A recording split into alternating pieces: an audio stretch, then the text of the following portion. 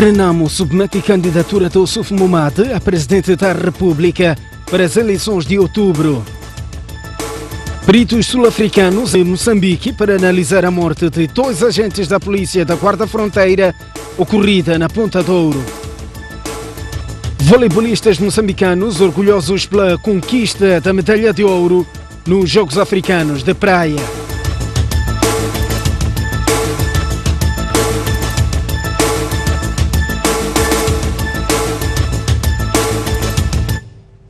Muito boa noite, este é o jornal. As províncias de Gaza e Niassa passarão a ter maior número de mandatos na Assembleia da República comparativamente à legislatura em curso. Segundo a distribuição de mandatos divulgada pela CNE, as 2 províncias ganham para a próxima legislatura mais 9 mandatos. Com base nos números do recenseamento eleitoral, a Comissão Nacional de Eleições fez as contas e distribuiu os mandatos para cada círculo eleitoral. A distribuição mostra variações significativas entre as legislaturas de 2009, a que está em curso e a próxima. As províncias de Maputo, Manica e, sobretudo, Gaza e Niassa destacam-se como as únicas que ganharam mais deputados para o próximo Parlamento. Vamos aos números. A província de Maputo terá na próxima legislatura 20 mandatos, mais 3 que a legislatura em curso e mais 4 que a de 2009. Manica terá 17 mandatos, mais 1 que a legislatura em curso e a anterior, onde elegeu 17 deputados. A província de Gaza vai eleger 22 deputados, mais 9 que a atual legislatura e mais 6 que a de 2009. Tal como esta, Niassa também conquista 9 mandatos e deverá eleger 23 deputados. No sentido das perdas, destacam-se Cabo Delgado, que sai dos atuais 22 mandatos para 13, menos 9 que as 2 legislaturas anteriores. Nampula e Zambésia, os 2 maiores círculos eleitorais, perdem 4 e 2 deputados, respectivamente. Deste modo, Nampula vai eleger 45 deputados e Zambésia 41. Sofala vai eleger 20 deputados, igualando os eleitos em 2009, perdendo, contudo, 2 deputados comparativamente à atual legislatura. Em Inhambane e a cidade de Maputo vão eleger 13 deputados cada. A terra da Boa Gente perde um mandato comparativamente com a atual legislatura e 3 tendo como base 2009. Quanto isso, a capital do país terá menos 3 comparado com 2014 e 5 comparado com 2009. Reagindo à distribuição de mandatos nas Assembleias Provinciais e da República, a Renamo acusou a Frelimo de roubar assentos noutras províncias para acrescentar em Gaza. Entretanto, assegura que vai tudo fazer para conquistá-los. Não se explica que uma província suba mais cima de 10 mandatos. Quer dizer, aquilo é ridículo. Nós temos que trabalhar de forma séria. Os moçambicanos querem seriedade. Querem me dizer que na província de Gaza ninguém morre, ninguém viaja, ninguém faz... Quer dizer, o nascimento, uma pessoa com 5 anos hoje, 5 anos depois já tem 20, já tem 30, já tem capacidade eleitoral. Portanto, nós temos que parar com esse tipo de brincadeira. Nós queremos que as eleições sejam livres, justas e transparentes. Mas o que está a acontecer foi uma situação propositada, que até descredibiliza o próprio Instituto Nacional de Estatística. Portanto, o Instituto Nacional de Estatística não pode entrar em contradição com o STAI, ou o contrário. Porque não se percebe. O que nós entendemos como partido político é que foi um programa desenhado por forma a baixar os mandatos nas províncias de Nampula, nas províncias de Sofala, Zambésia, Tete e tantas outras e aumentar todos para Gaza, porque é em Gaza onde a Frelimo pensa que tem hegemonia. Mas eu quero vos garantir aqui que a Renamo vai perseguir esses mandatos em Gaza. Vamos arrancar esses 9 ou 10 que aumentamos, vamos arrancar também vamos arrancar todos os outros que eles tinham lá. E a Renamo submeteu hoje a candidatura de Ossuf Momade à presidente da República para as eleições de outubro. O secretário-geral do partido assegurou que foram cumpridos todos os requisitos e mostra-se confiante na vitória.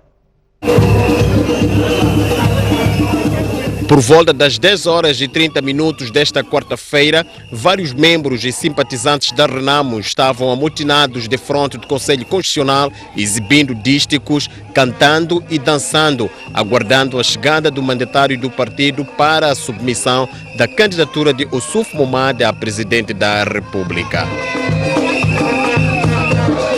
Quando eram pontualmente 11 horas, chegava no Conselho Constitucional o mandatário do partido, Venâncio Mondlane, acompanhado pelo secretário-geral e alguns membros da comissão política para legitimar a candidatura de Ossuf Momad pela Renamo. O Conselho Constitucional recebeu, verificou e acusou a recepção dos documentos para a formalização da candidatura. Falando à imprensa depois do ato, o secretário-geral da Perdiz garantiu que houve cumprimento de todas as formalidades para que o seu candidato concorra às eleições gerais. E também informarmos ao povo moçambicano que a Renamo, o presidente Ossuf Momad, nós todos estamos a trabalhar para que o que nós viemos fazer aqui, depositar a sua candidatura no dia 15 de outubro, logo depois se declara o nosso presidente vencedor. É isso que nós estamos a trabalhar para o efeito, porque queremos de facto minimizar ou acabar com o sofrimento do povo moçambicano, e é somente o presidente Ossuf Momad que é capaz de satisfazer esse desidrato do povo moçambicano. Questionado sobre por que razão o presidente da Renamo não testemunhou este ato, André Magibir disse que Ossuf Momad está ocupado com assuntos do partido na Serra da Gorongosa. O presidente Ossuf Momad não veio presenciar este ato por uma razão muito simples. O presidente Ossuf Momad neste momento está na Gorongosa, ele está a fazer o acompanhamento do diálogo em relação aos assuntos militares a partir da Gorongosa, está a dirigir o partido a partir da Gorongosa. Então, logo que as condições estiverem criadas, ele há de vir aqui para Maputo. A submissão de candidaturas para as eleições presidenciais de 15 de outubro decorre até 16 de julho. Ivone Soares diz que a situação na Renamo está controlada. Sobre algumas vozes que discordam com alguns princípios do partido, Ivone Soares diz que este é o princípio democrático da Renamo e que não constitui novidade. Eu não aceito que nos tratemos como desertores, como dissidentes ou coisa do gênero. É normal que hajam vozes discordantes numa organização forte como é a Renamo e devemos permitir que essas vozes exprimam a sua opinião. Naturalmente que é preciso também considerar que isto faz parte da democracia interna. Essas vozes que apelida de discordantes acusam Ossuf Momad de entregar nomes de familiares e amigos sem ligação à Renamo para ocuparem cargos de chefia nas Forças Armadas de Defesa e Segurança, isto em detrimento de oficiais que estão nas bases de guerrilha. Justifica-se esta acusação? Se alguém faz uma acusação, é preciso que a gente tenha a possibilidade de ouvir os dois lados. E neste caso, houve esta acusação, que a Olívia está a fazer menção, mas houve imediatamente uma comunicação muito clara, feita pelo próprio presidente do nosso partido, que preside a todos nós, que somos militantes da Renamo, o general Ossuf Momad, a esclarecer esta situação. Portanto, o desafio que nós como militantes da Renamo temos neste momento é de garantir que todos os entendimentos alcançados por Afonso Dhlakama e Filipe Nyusi sejam cumpridos no pé da letra. Acompanhe na íntegra as declarações de Ivone Soares no grande entrevista de hoje. Uma equipa de oficiais de alto nível da Força Nacional de Defesa da África do Sul está em Moçambique para analisar com as autoridades nacionais a morte de 2 agentes da Polícia da Guarda Fronteira. Os militares sul-africanos avançam que o tiroteio que matou os 2 nacionais aconteceu em terreno neutro. A equipa de peritos da Força Nacional de Defesa da África do Sul chegou esta quarta-feira em Maputo, 10 dias depois de peritos militares da província sul-africana de KwaZulu-Natal terem se deslocado à fronteira entre os 2 países e confirmado a morte dos polícias moçambicanos da Guarda Fronteira na tarde de 16 de junho. Nós enviamos uma equipa que, após voltar, relatou os fatos. Eles confirmaram que houve um incidente. Explica o porta-voz da Força Nacional de Defesa da África do Sul, Mafin Gbozi, citado pelo portal News 24. A Força de Defesa confirma que nenhum militar sul-africano foi morto ou ferido no incidente. No entanto, explica que, por falta de detalhes, decidiu enviar uma equipa de alto nível para que o assunto pudesse ser discutido com os seus colegas moçambicanos. Nossos soldados estavam a realizar uma patrulha de rotina como parte de proteção de fronteira quando o incidente ocorreu. Diz o porta-voz, que adianta que para os sul-africanos o tiroteio foi em terra sem ninguém na linha de fronteira que divide os dois países. Fonte da polícia moçambicana, contactada pela STV, confirmou a presença e o encontro entre as autoridades nacionais e sul-africanas em Maputo, mas remeteu detalhes para momento oportuno. O jornalista Mata Abubakar retoma amanhã o Tribunal Judicial da província de Cabo Delgado para ser ouvido pelo fato de ter difamado as forças de defesa e segurança e incitação ao crime com o uso de meios informáticos. Em conexão com o mesmo caso, será também ouvido o jornalista Germano Adriano. Cocaína disfarçada em chocolates. Uma cidadã de nacionalidade brasileira suspeita de traficar drogas. Foram encontrados na sua bagagem 5,4 kg de droga.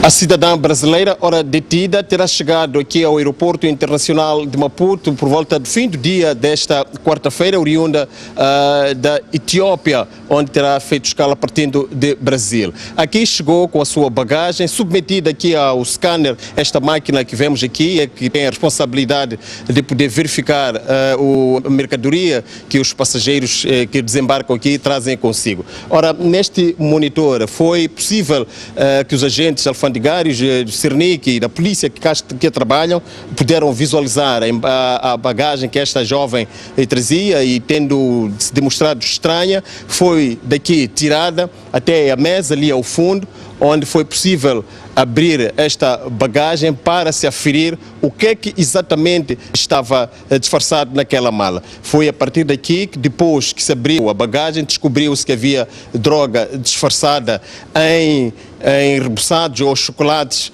e depois foi levada até a estação da polícia, onde foi interrogada e chegou-se à conclusão de que esta brasileira pretendia entrar ao território nacional levando consigo 5,4 kg de cocaína. Vinha a passeio. Vinha a passeio? Sim. E a droga? Qual era o objetivo da droga que levavas? Acharam só. Não percebi? Acharam, mas não era meu. Deve ter trocado. Trocaram? Isso quando eu saí da cidade. Deve ter trocado a mala? Não, minha bagagem. Neste processo do scan e de revista foi de facto constatado que havia na sua bagagem esta droga que é veementemente proibida aqui de circulação. Foi efetivamente detida e vai ser legalizada a outras instâncias de administração de justiça.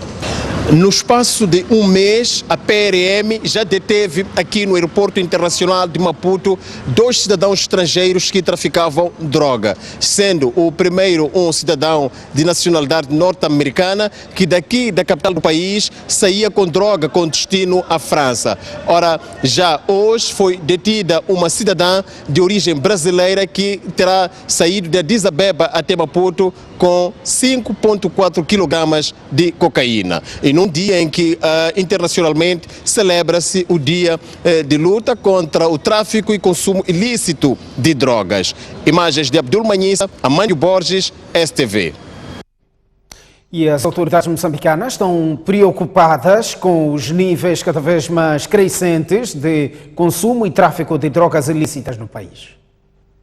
Não quis ser assim, o vício me levou ao abismo. Não discrimine o usuário. Era numa altura que eu trabalhava, então gastava o meu salário na droga, perdi o emprego até estar no nível em que eu estou. Perdi um futuro e ganhei uma miséria. É o relato de um jovem de 28 anos de idade que há quase 13 anos consome drogas. Hoje tenta recuperar-se do vício. Tal como ele, há provavelmente tantos outros moçambicanos nesta realidade. No âmbito das celebrações do Dia Internacional de Luta contra o Tráfico e Consumo de Drogas Ilícitas, autoridades moçambicanas trabalharam no bairro da Mafalala, apontado como sendo um dos mais críticos nesta matéria ao nível da capital do país.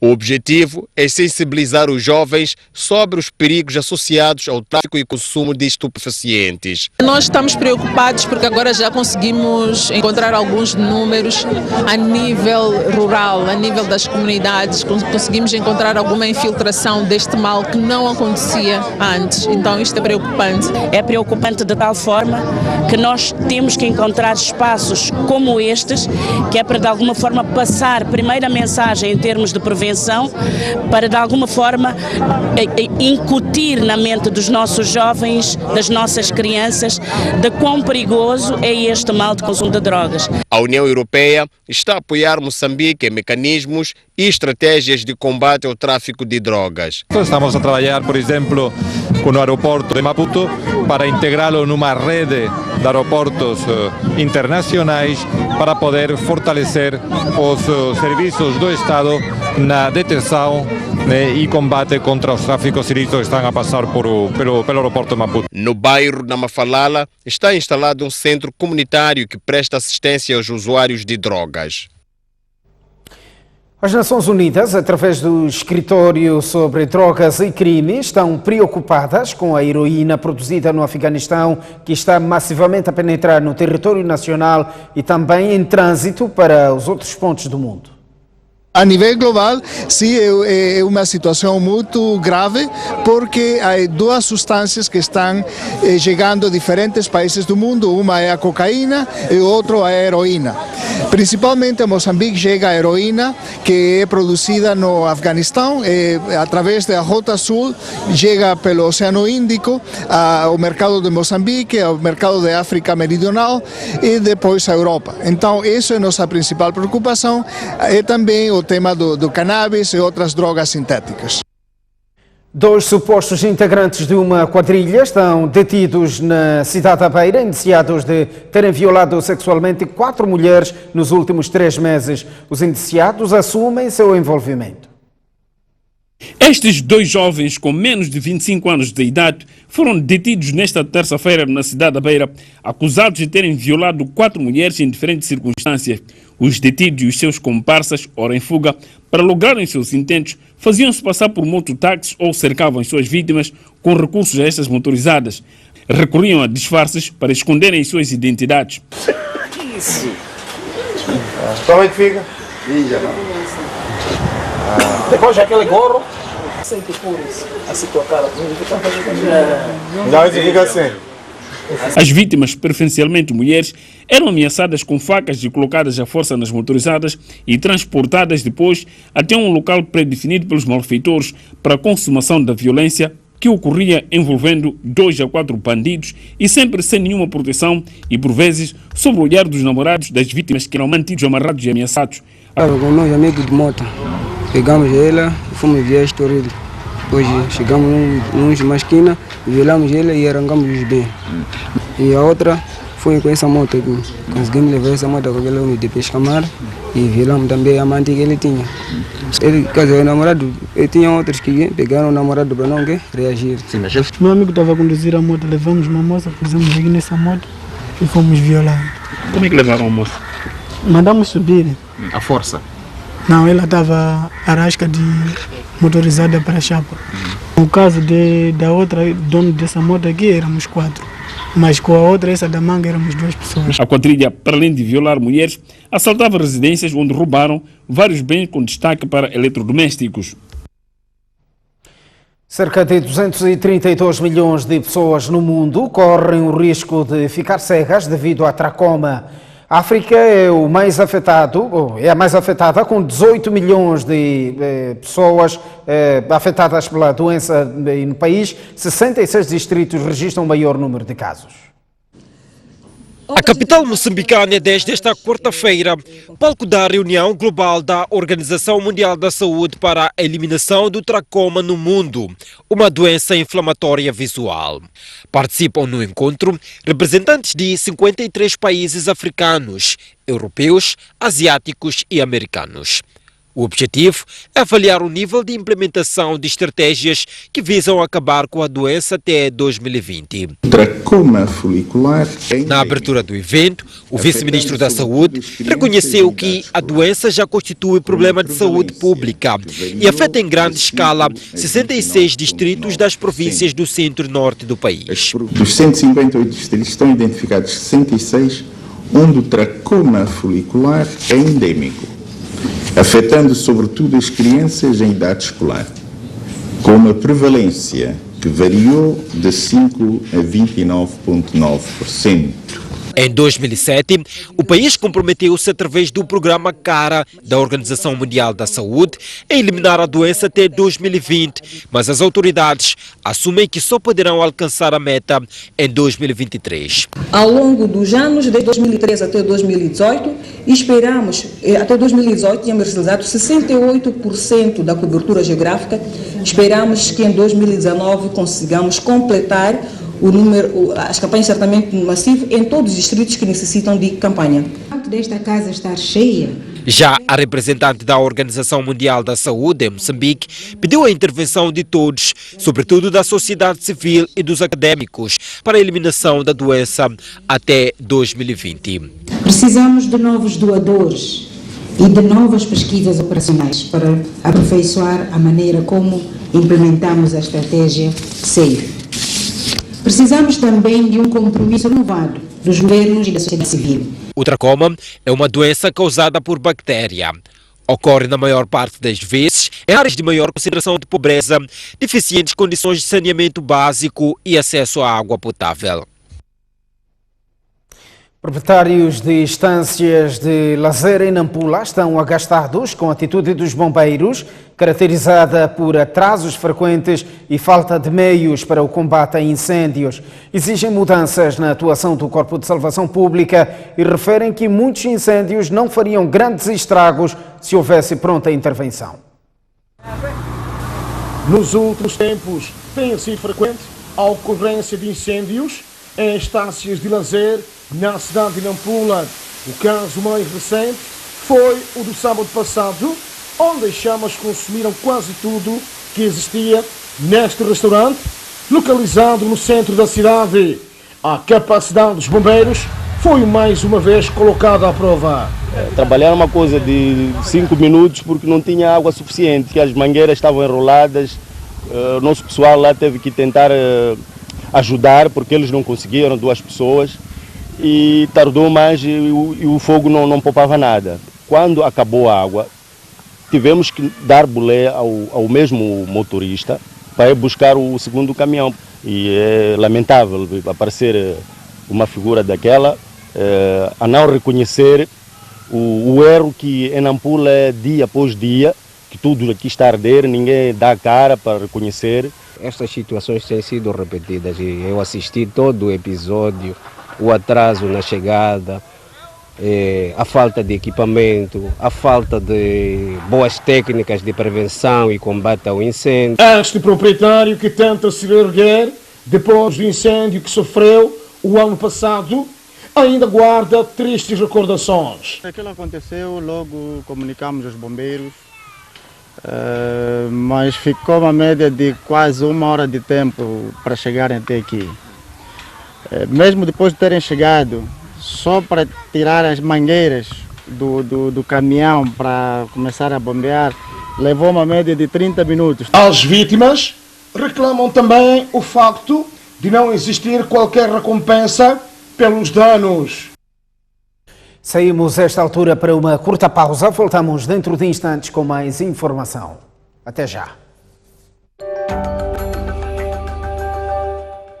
Estamos de volta ao jornal e agora para lançar um olhar para o desporto. A dupla moçambicana conquistou a medalha de ouro nos Jogos Africanos da Praia, já está em Moçambique. Os jogadores moçambicanos mostram-se satisfeitos pelo feito alcançado. chegaram empunhando as medalhas de ouro conquistadas nos primeiros Jogos Africanos de Praia, na sua especialidade de vôlei de praia e à espera apenas dos dirigentes federativos e familiares. Desta vez, os dirigentes governamentais pautaram pela ausência na recepção aos campeões africanos. Campeonato africano que não foi fácil conquistar, mesmo tendo sido de forma invicta. Estamos felizes, fazendo uma análise, foi muito positivo. Nós fomos superiores desde o primeiro jogo ao último. Nós estávamos com a lição bem estudada, estávamos muito calmos e preparamos de uma forma bem detalhada esta competição. Não fugimos muito à regra, sabíamos o que queríamos. Lembro-me que no momento da vitória, em frente ao Ghana, até ficamos de joelhos ali a agradecer a Deus. Mas confesso que tivemos um bocadinho de medo, o medo do Atlético, não é? Quando passamos de fase, porque quando íamos passando de fase íamos encontrando equipes cada vez mais fortes. O fato mesmo é que a dupla esteve apenas de passagem por Maputo, uma vez que na tarde da mesma quarta-feira deixou Maputo com destino a Hamburgo, Alemanha, onde vai participar no Mundial da modalidade. O nosso objetivo agora é passar de fase. Contamos com estes jogos de sal como uma preparação, como um estágio que tivemos, para poder fazer frente ou servir-nos de vantagem para esta competição mundial. Temos um objetivo que vai ser Marrocos nos All African Games. É o objetivo principal. O campeonato mundial, vamos encontrar atletas profissionais que vivem somente disto, então é só para perceber que o nível lá é outro. E estamos cientes que vai acontecer, esperamos fazer uma boa campanha. Na Ilha do Sal, Cabo Verde, esteve também a dupla feminina que não passou da primeira fase da prova, após ter vencido a Namíbia e a República Democrática do Congo e perdido com o Marrocos. Chama-se Shanaia Pinto, brilha no Quinta dos Lombos de Portugal, onde foi 3 vezes campeã de basquetebol na categoria sub-19, assim como vice-campeã de séniores em 2018 e 2019. Transpira como poucos, um talento fora de série. Aos 16 anos, após se destacar no Campeonato Africano de categoria, no Madagascar, onde foi eleita uma das 5 melhores jogadoras da prova, transferiu-se para Portugal. Em terras lusas, chegou, viu e venceu. E já contabiliza ao longo destes 4 anos igual número de títulos de campeã distrital de Lisboa, indicações para o 5 ideal da prova e a conquista da taça da federação. É sempre bom poder participar das 5 melhores jogadoras. Isso prova que o nosso trabalho está a ser notável. Mas não é aquilo que eu queria mesmo ganhar o campeonato. Mas foi vice-campeã da Liga Portuguesa de Basquetebol pela equipa sénior feminina da Quinta dos Lombos em 2018 e 2019, arrancando excelentes exibições. Faço uma avaliação positiva, seria eu injusta comigo e com a minha equipa se fizesse uma avaliação negativa. Tivemos altos e baixos e sempre usamos a frase de quem acredita vai. Tivemos muitas baixas e fomos superando ao longo do campeonato. Pelo meio, destacou-se no campo de treinos da NBA África, em Angola, ao ser considerada a melhor jogadora. Qualidades que lhe valeram a chamada para o campo de treinos da NBA nos Estados Unidos da América. Maravilhou, para não variar. Com apenas 17 anos, estreou-se na seleção sénior feminino que ocupou o 4º lugar no campeonato africano em 2017 em Bamako, no Mali. Terminou a prova com média de 3,8 pontos e 1,9 ressaltos jogo. Mas uma ruptura nos ligamentos cruzados impediu a valorosa extremo oposta de representar Moçambique no campeonato africano de sub-18 em 2018, momento que a marcou pela negativa. Foi uma ferida que, graças a Deus, sarou com a nossa operação mundial, mas sempre costuma-se dizer assim que na vida a gente nem sempre tem o mesmo papel. E eu senti que naquele momento o meu papel não era como jogadora, ajudar as minhas colegas dentro de campo, mas era ajudar fora de campo. E foi o que eu fiz. Recuperada e em forma, sente-se pronta para ajudar Moçambique a ter boa prestação no Campeonato do Mundo em julho na Tailândia. As minhas expectativas são muito elevadas, temos trabalhado afincadamente para alcançar os nossos objetivos e levar ao bom porto, como é óbvio. Infelizmente não estamos a trabalhar sob as condições que almejávamos, mas não é por isso que vamos deixar de dar a cara à luta. O sonho passa por um dia disputar a Liga Espanhola, uma das melhores do mundo. O presidente da FIBA África, Aníbal Manavi, diz ter um projeto de construção de um pavilhão multiusos com padrões internacionais e formação regular de árbitros e treinadores em Moçambique. 72 horas depois de ter atingido o topo do basquete africano, com a sua nomeação por aclamação ao cargo de presidente da FIBA África, Aníbal Manavi regressou ao país. Na bagagem, Manavi traz, entre outros projetos, a construção de 5 pavilhões multiusos em igual número de países, com padrões exigidos pela Federação Internacional de Basquetebol, sendo que um deles será em Moçambique. Não temos campo, não temos pavilhão de basquete aqui em Moçambique. Todos os pavilhões que nós temos estão todos fora de moda, estão todos descontinuados, portanto não servem para os propósitos e que nós pretendemos.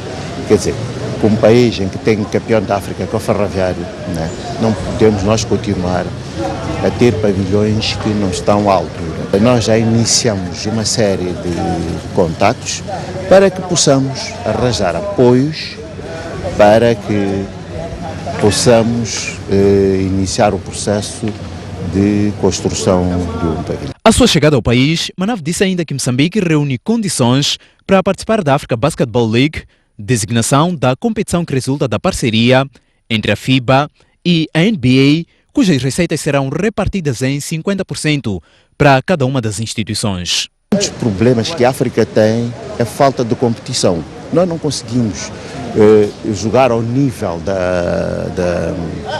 dos países europeus, porque a África temos muitos problemas de recursos. E então, com esta parceria com a NBA,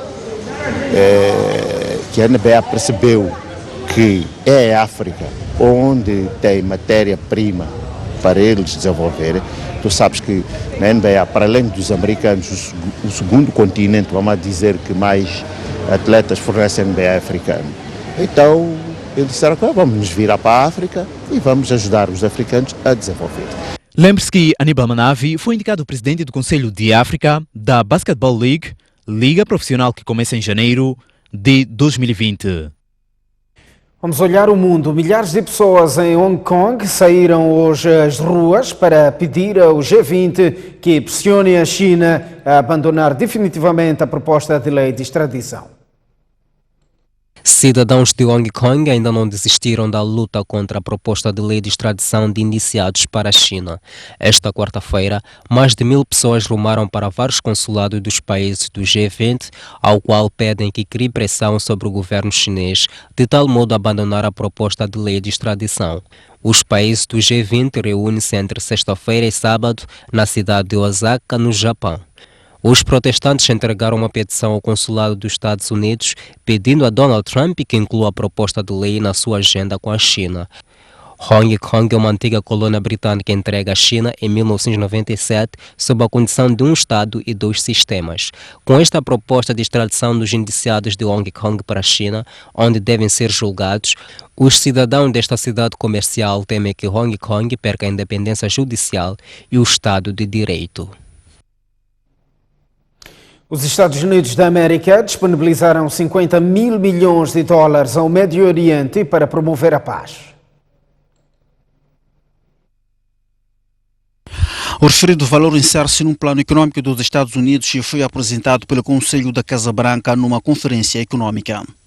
A doação de 50 mil milhões de dólares, com mais de 90% do valor financiado sobretudo pela Arábia Saudita e os Emirados Árabes Unidos, visa ajudar a Palestina, o Egito, a Jordânia e o Líbano.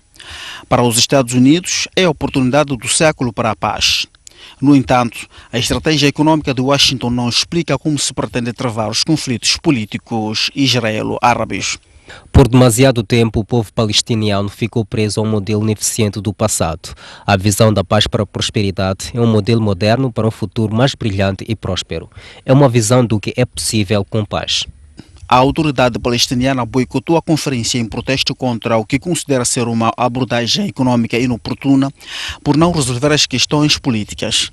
Para o líder do Hamas, o acordo do século pretende acabar com a causa palestiniana, dar luz verde ao inimigo sionista para expandir a ocupação e o controle sobre toda a Cisjordânia e abrir a porta para a normalização entre os países árabes e o ocupante. Em resposta ao plano apresentado pelos Estados Unidos, as manifestações na Cisjordânia aumentaram. Os palestinianos saíram à rua para protestar contra o que consideram ser um favorecimento injusto de Israel e a tentativa de evitar a criação de um Estado palestiniano. Mirazur é o melhor restaurante do mundo. A premiação que distingue os 50 melhores restaurantes do mundo decorreu em Singapura.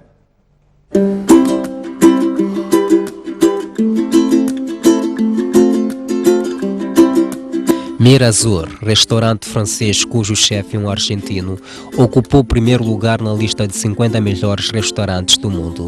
O sucesso deviu-se à sua vista virada à ribeira, com jardim de vegetais em cascata, bem como a sua variedade de produtos frescos. O chefe Mauro Golagreco já havia sido distinguido várias vezes desde a abertura do restaurante em 2006. A mexicana Daniel Soto Inês, aos 28 anos, foi distinguida com o prêmio Melhor Chefe Feminina com seu restaurante Cosme, localizado em Nova York. O restaurante português Belcanto ocupou o 42º lugar. O restaurante brasileiro A Casa do Porco esteve em 39º lugar. Já o restaurante sul-africano The Test Kitchen foi o único em África com distinção, tendo ficado em 44º lugar. Esta premiação teve início em 2002 e é composta por um júri de especialistas culinários anônimos.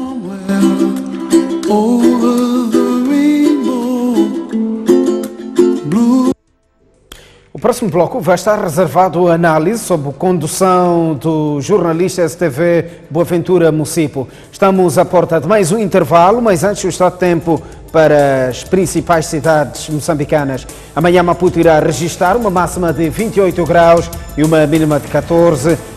25 graus de máxima para Xaixai e 15 de mínima. Em Inhambane 26 de máxima e 19 de mínima.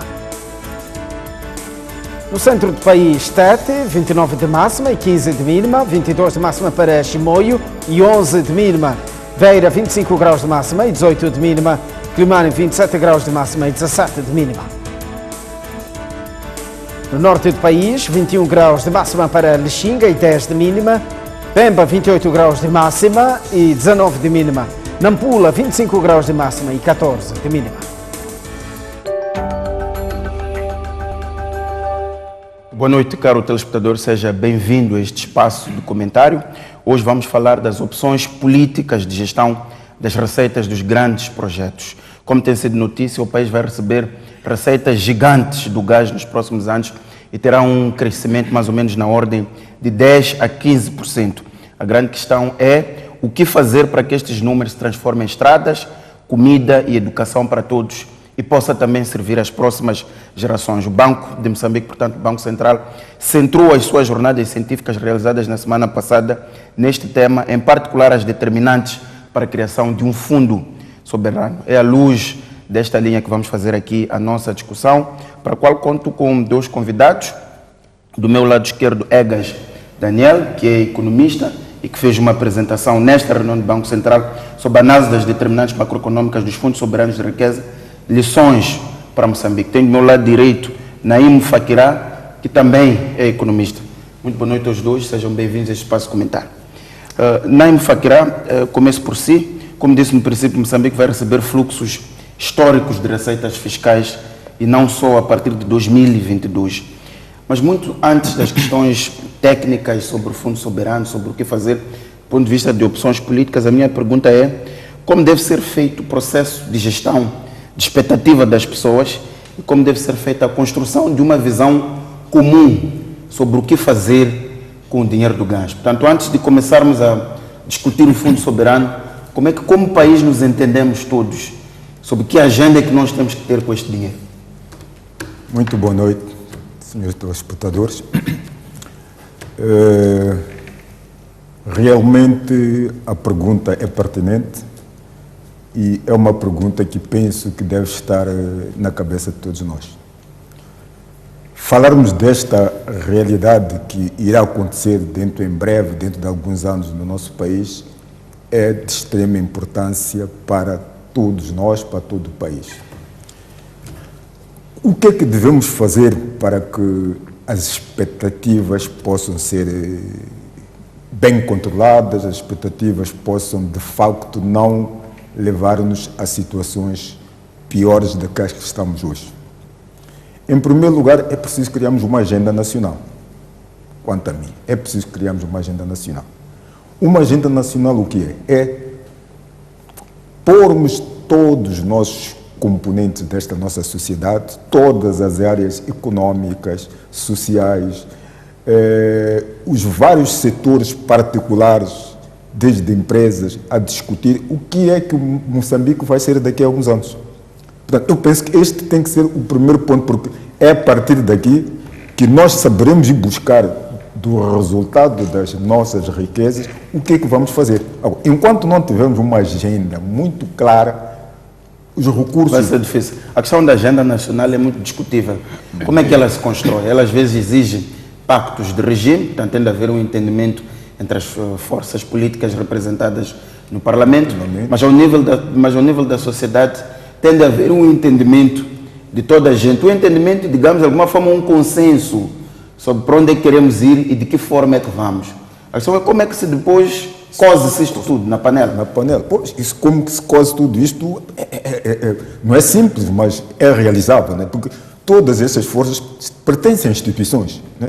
Temos as instituições políticas, temos as instituições sociais, temos as instituições de sociedade civil, todos são membros particulares da sociedade. Agora, é preciso que quem de direito defina, diga que membros diversos da sociedade vamos discutir estas matérias e cada um fazer a sua discussão.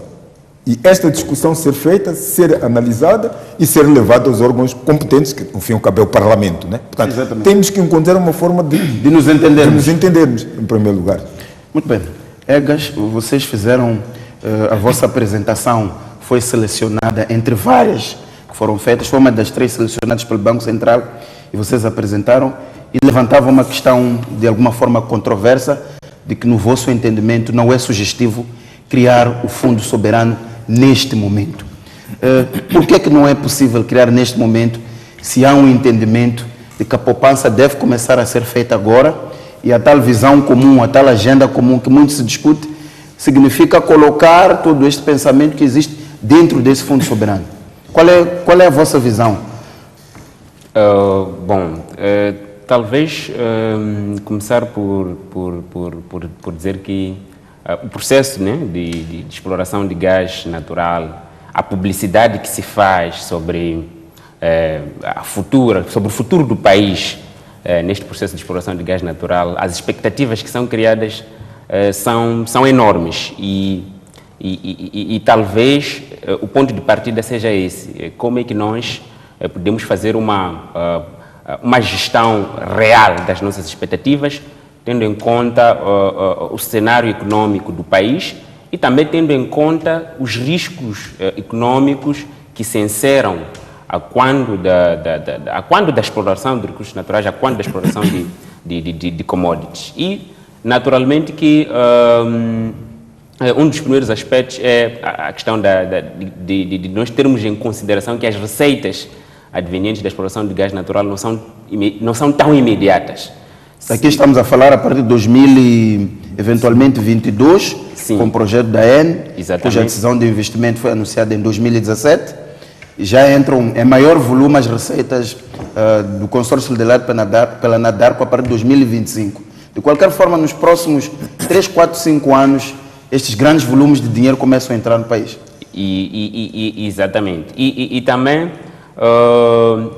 essa entrada massiva, essa entrada, esses encaixes monetários excessivos que entram no país vão, no final das contas, para poderem ser absorvidos a nível da economia, para poderem gerar o efeito desejado, deverá haver uma capacidade de absorção, tanto do ponto de vista da qualidade da gestão de políticas macroeconômicas, política fiscal, mas também do ponto de vista de termos instrumentos que, de facto, absorvam esses recursos e façam eles serem rentáveis e beneficiarem aos moçambicanos, tanto hoje quanto amanhã. Então, o estudo que fizemos, eu e o Kevin Mataruca, mostra que a criação e a entrada de funcionamento de um fundo soberano pressupõe que certas variáveis macroeconômicas pressupõem uma estrutura econômica favorável a isso. Nós não temos essa estrutura neste momento, é isso que está a dizer. Exatamente. O que o estudo trouxe foi que o país ainda não tem a estrutura econômica favorável, pelo menos olhando para a experiência dos outros países e olhando para o estudo feito e os modelos, né, econométricos aplicados. Vamos tentar descascar aqui. Quando diz estrutura, o que é isso de estrutura? O que falta? Quais são as tais condições? Para a entrada em funcionamento de um fundo soberano, aliás, o pressuposto do Fundo Soberano de Riqueza, por exemplo, é termos, termos entrada de divisas excessiva, por exemplo, que depois gera um excesso das reservas internacionais acima do nível ótimo. E essas reservas internacionais é que são investidas no Fundo Soberano. E outro fator e outra variável que devemos tomar em atenção é, por exemplo, a conta corrente. Se nós neste momento estamos num déficit da conta corrente de cerca de 20%. Os países que criaram fundo soberano, a quando do momento, aliás, no momento da criação do seu fundo soberano, eles já registravam em média um superávit da conta corrente. E não só, outro elemento que sustenta a atenção que nós temos... A ideia de que ainda é prematuro criar... Ainda é prematuro, mas prematuro no sentido de entrada em funcionamento do fundo soberano. É que, por enquanto, temos um endividamento público insustentável. Temos que acautelar a situação de endividamento público insustentável, do ponto de vista de nós analisarmos se vale a pena colocarmos, em termos de benefícios líquidos, vale a pena colocarmos recursos a rentabilizar com base num fundo soberano e adiar o pagamento da dívida pública, que por si a falta de pagamento gera juros, e esses juros são excessivos, tendo em conta o perfil de risco que o país apresenta por causa do incumprimento sucessivo no pagamento da dívida. Então, essas variáveis todas... Sem controlar essas variáveis, temos que não vale a pena criar o fundo soberano. Que sem olharmos, sem observarmos bem essas variáveis, pôr o fundo soberano em funcionamento pode não ser a melhor alternativa. É o que o estudo trouxe e é o que, dentro das limitações do estudo que foi feito, é o que nos trouxe como variáveis que devem ser tidos em conta a quando da criação do fundo soberano, e essas variáveis o Moçambique ainda não apresenta. Ele está a evoluir para lá, provavelmente após o início da exploração do gás natural, essas variáveis evoluam de forma favorável a que se crie e se ponha em funcionamento o fundo soberano. Mas, por enquanto, olhando para a situação desses indicadores... Seria prematuro. Naim Fakra, concorda com estes pressupostos de que é prematuro e a criar-se um fundo soberano, ele só pode ser criado depois do início da primeira exportação de gás, abril de 2022, no caso da ENE, e 2025, no caso do consórcio liderado pela Nadar?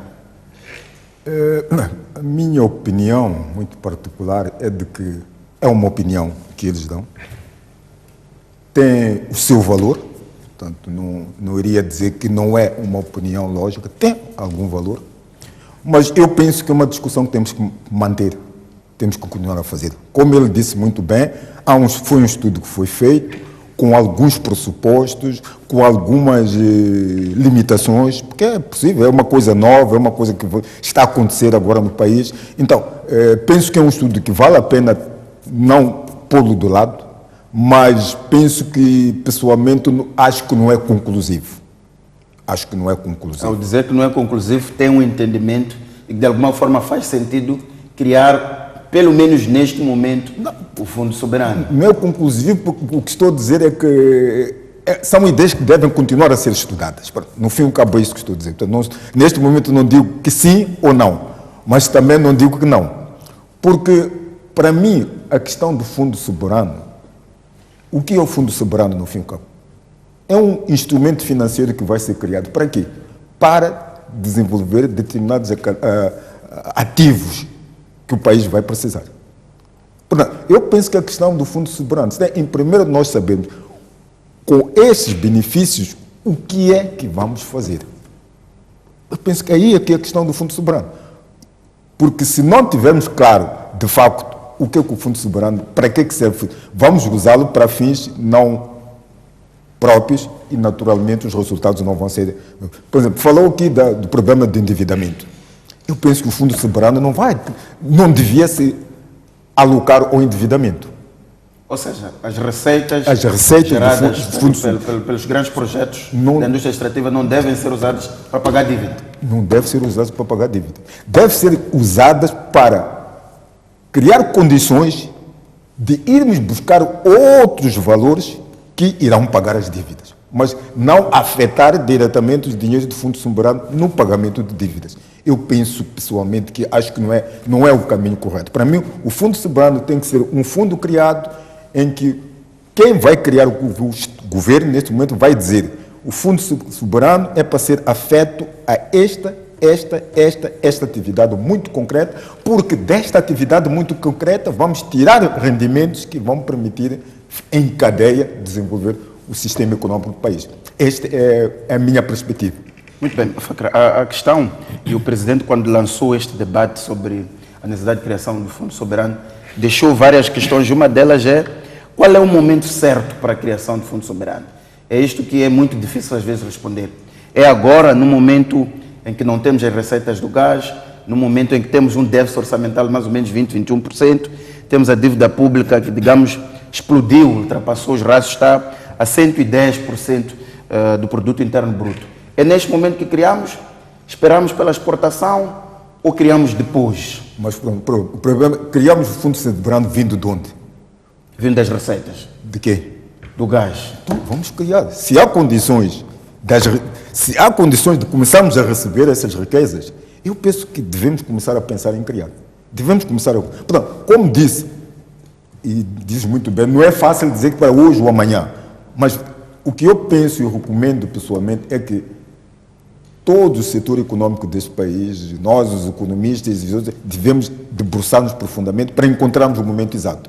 Mas de que é necessário criar esse Fundo Soberano, é necessário para mim, porque é preciso que saibamos que aquelas receitas vão ser afetadas a este local, a estas atividades concretas do país, e criamos todo um mecanismo de controle e execução verdadeira disso. Assim, sim, podemos chegar ao valor.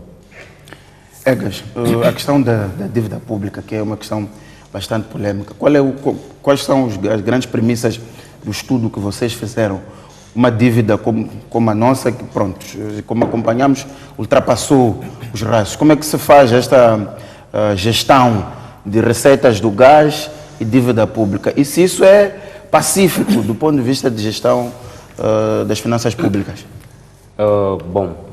Acho que um dos pressupostos que temos que tomar em consideração é as receitas, sejam elas do gás ou de qualquer outra fonte, elas todas estão à disposição do Estado. Este é o primeiro pressuposto. E a dívida pública, ela não escolhe se é paga pelas receitas do gás ou é paga pelas receitas de outras atividades econômicas do Estado ou é paga pelos impostos. Ou seja, o princípio de que tudo vai para um mesmo cesto, todas as receitas, tanto de gás, tanto de outras fontes de receitas fiscais do Estado, todas elas vão para o mesmo sítio. Então, a decisão sobre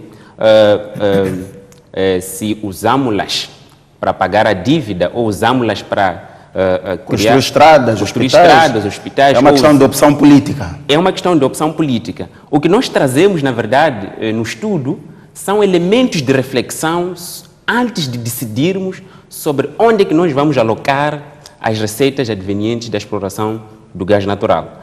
E um dos elementos para tomar como cautela, não como impedimento para a criação do Fundo Soberano, mas para tomar como cautela a quando da decisão sobre como usar as receitas do gás natural, é o endividamento público a níveis insustentáveis. Porque o que significa endividamento público a níveis insustentáveis? Significa, primeiro, que o Estado, ou O país não tem capacidade de gerar receita suficiente para honrar com os seus compromissos. E segundo, significa que se nós tivéssemos que honrar os compromissos na íntegra com os credores, estaríamos a pôr em causa o financiamento de outras prioridades de desenvolvimento. Então, e outra coisa, o adiamento do pagamento da dívida implica por si acréscimos em termos de juros. Só o processo de reestruturação, dizer que para não pago, vamos levar mais 5 anos para pagar ou 10 anos para pagar, isso implica a negociação com os credores, acréscimos em termos de juros. Aliás, temos que considerar que a estrutura da dívida pública é quase que metade dela concessionária, comercial, ou seja, os termos de negociação, a maior parte da dívida pública quer dizer, uma boa parte da dívida pública é comercial, o que significa que tem taxas de juros comerciais e o seu processo de reestruturação vai implicar naturalmente o acréscimo de taxas de juros no pressuposto de que os credores não vão querer sair a perder. Bem, na vossa análise, qual é o período que acham que seria de maturação suficiente para a criação de tal fundo soberano? Portanto, não sendo agora, pelo menos conforme vocês escrevem, não pode ser no curto prazo. Em que momento é que deve ser? Estamos a falar de 2030, estamos a falar de 2025, estamos a falar de 2027. Qual é o período em que já se pode estabelecer o fundo? Bom, o que nós trazemos, na verdade, são indicadores, trazemos a média dos indicadores dos outros países e sob o ponto de vista por exemplo, a balança de transações correntes, ou seja, a conta corrente, o nível de reservas é uma outra variável que nós trazemos. O que nós trazemos é a experiência dos outros países, qual foi no seu ponto de partida, no tempo em que eles criaram o seu fundo soberano, qual era a sua média. Por exemplo, para o caso da conta corrente, os países que criaram o fundo soberano, em média, estavam numa situação superavitária. Então, o que estamos a dizer é, temos que monitorar os indicadores, as variáveis que são consideradas relevantes para a criação do fundo soberano. E em função da estabilidade desses indicadores? Em função da estabilidade desses indicadores, então avançamos. Então, temos mais ou menos os sintomas que nos vão levar exatamente à criação do fundo soberano. Muito bem. Fakira, o governo, de alguma forma, já definiu as linhas centrais pelos quais o tal fundo soberano de riqueza ele tem de se orientar. É a criação de um mecanismo de poupança para que nem tudo o que é extraído seja gasto. É a definição de uma proporção das receitas que serão canalizadas anualmente ao orçamento do Estado para o financiamento da atividade do Estado, com destaque para o suprimento do déficit de infraestruturas e financiamento das áreas sociais. E há um terceiro ponto, que é a adoção de uma estratégia induzida para a diversificação da economia, com destaque para o aprofundamento do setor agrícola. Aqui a grande questão é que como é que o Estado, como é que o país consegue conciliar as necessidades imediatas e prementes e ao mesmo tempo cria um fundo soberano. Se olharmos para os dados do Instituto Nacional de Estatística, mais de metade da população moçambicana vive em palhotas. Boa parte da população moçambicana é analfabeta. Boa parte da população moçambicana, neste debate em que estamos aqui a fazer, não sabe o que vai comer hoje. Como é que se concilia a criação de um fundo de reserva, mas ao mesmo tempo resolver os problemas prementes, tendo em conta que temos uma situação de pobreza extrema, de falta de condições a nível de educação, infraestruturas, saúde, entre outros. Como é que se encontra aqui o ponto de equilíbrio? E se explica às pessoas, acima de tudo, que estamos a tomar estas opções porque estamos a prevenir o futuro ou outras questões? Qual é o seu entendimento aqui? Não, o meu entendimento é que isso pode se conciliar. Porque, afinal, o fundo soberano, o que é? O fundo soberano não é um valor que vai ficar guardado e fica aí até quando alguém achar que vamos usar. Eu penso que há um limite mínimo que tem que existir, naturalmente, mas, a partir de uma determinada altura, o fundo soberano é para resolver problemas da sociedade. Não é assim? Eu penso que hoje Moçambique existe e funciona. E não temos fundo soberano. Estamos a funcionar. Faz-se investimento para as estradas, fazem-se investimento para os hospitais, para as escolas, etc, etc. Tem estado a ser feito.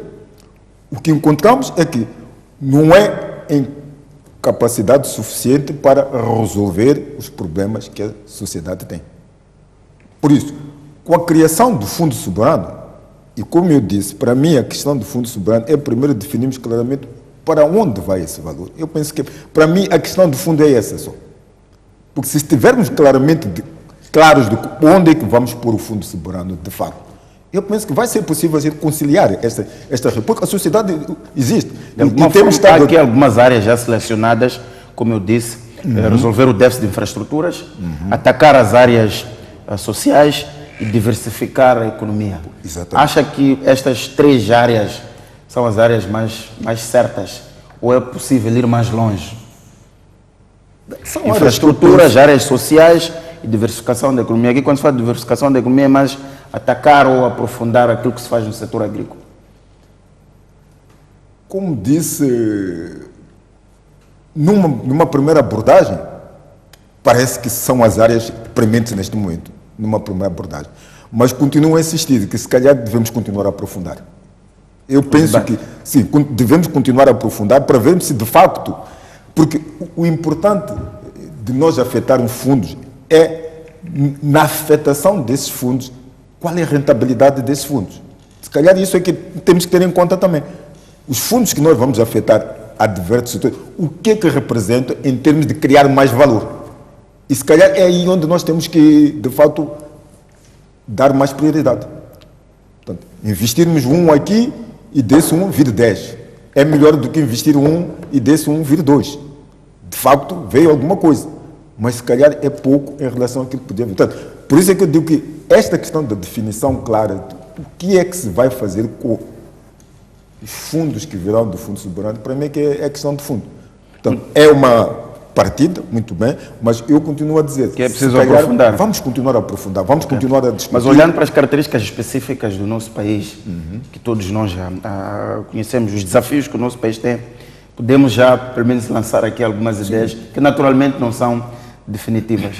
Como é que nós podemos encarar a questão da proporção de despesa tendo em conta este Fundo Soberano? Ou seja, o que fica no Fundo Soberano e o que fica no orçamento do Estado, atendendo à realidade que nós temos no país.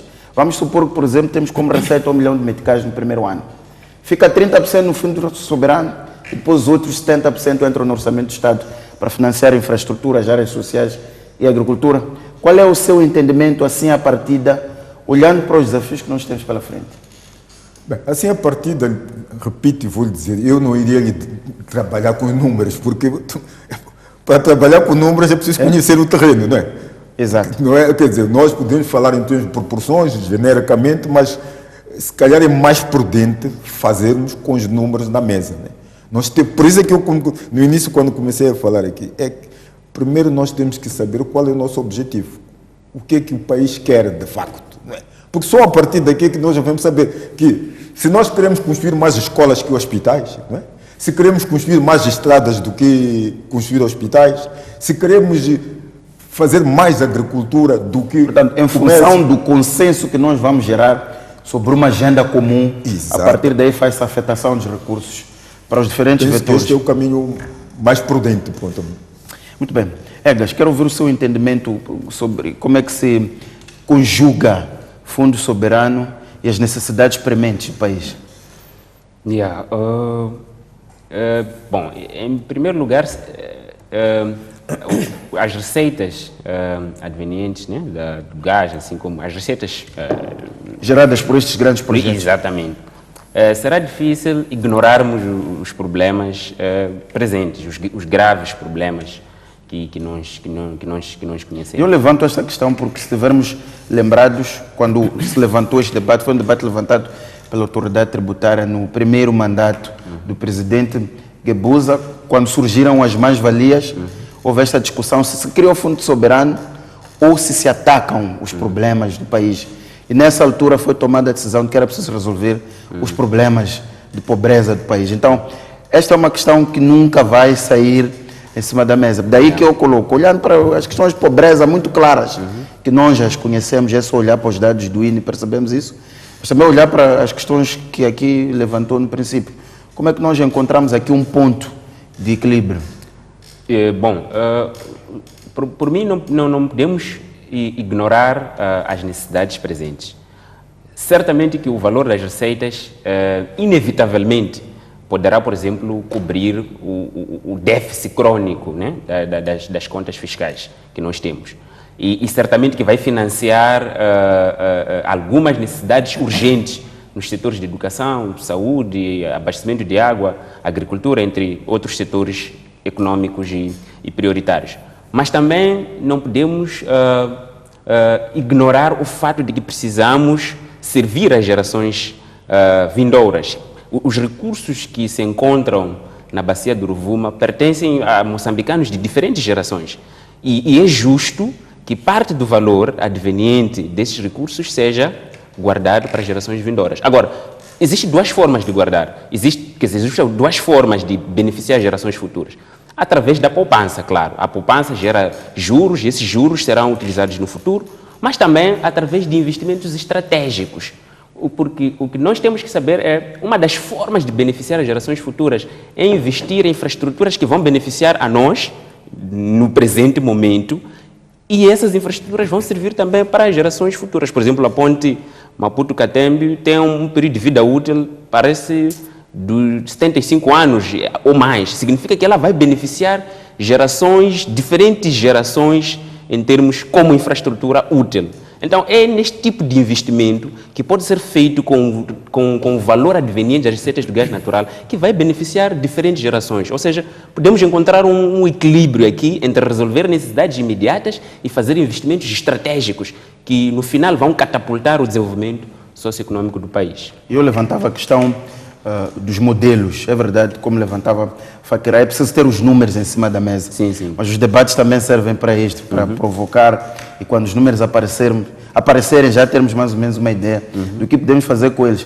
A ideia de proporção orçamental, olhando para a nossa realidade. A questão do modelo, porque existem vários modelos. O modelo da Nigéria é diferente da Noruega e das Maurícias. Do ponto de vista de modelo, que ideia que acha de um modelo de fundo soberano que se ajusta à nossa realidade econômica?